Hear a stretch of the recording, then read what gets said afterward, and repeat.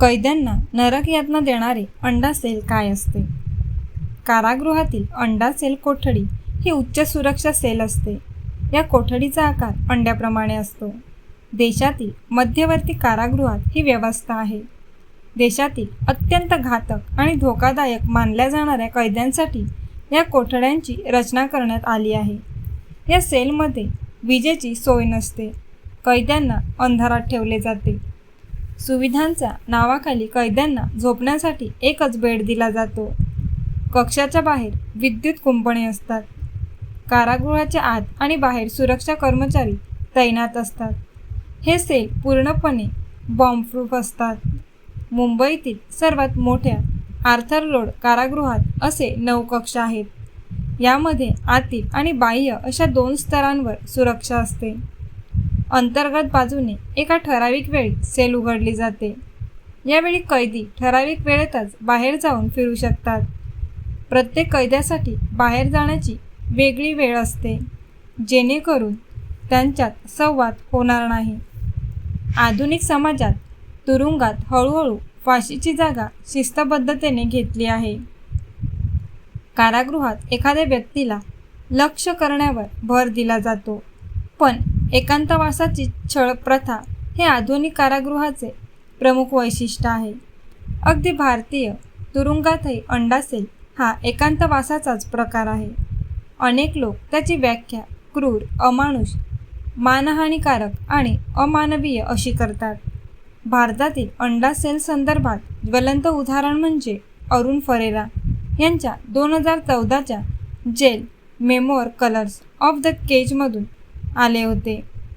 त्यांच्या मते अंडा सेल हा उच्च ओव्हल परिमितीच्या भिंतीच्या आत असलेला खिडकीविरहित पेशींचा एक समूह आहे, जो तुरुंगाच्या उच्च सुरक्षा हद्दीतील कमाल सुरक्षा क्षेत्र आहे.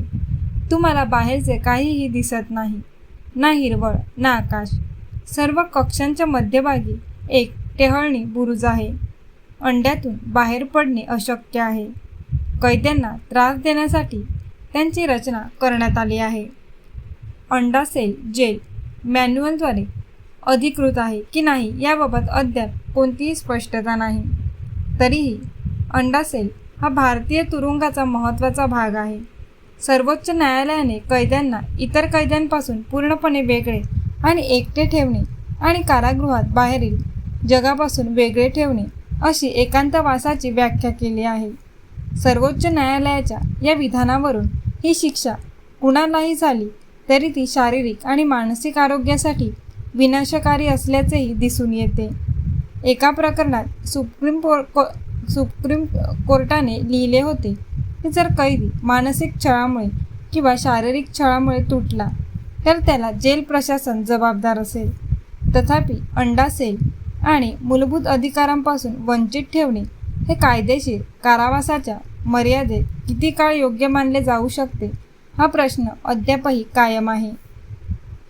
IPCच्या कलम 73 नुसार कोणत्याही व्यक्तीची शिक्षा 6 महिन्यापेक्षा कमी असेल तर त्याला 30 दिवसापेक्षा जास्त काळ एकांतात ठेवता येत नाही. जर शिक्षा 1 वर्षापेक्षा कमी असेल तर हा कालावधी 60 दिवसांचा असू शकतो. हे नियम कैद्यांच्या गुन्ह्यावर अवलंबून नसून सर्वांना समानतेने लागू होतात. त्याचवेळी कलम 74 म्हणते की एकाकी कारावासाची वेळ एका वेळी 14 दिवसांपेक्षा जास्त असू शकत नाही.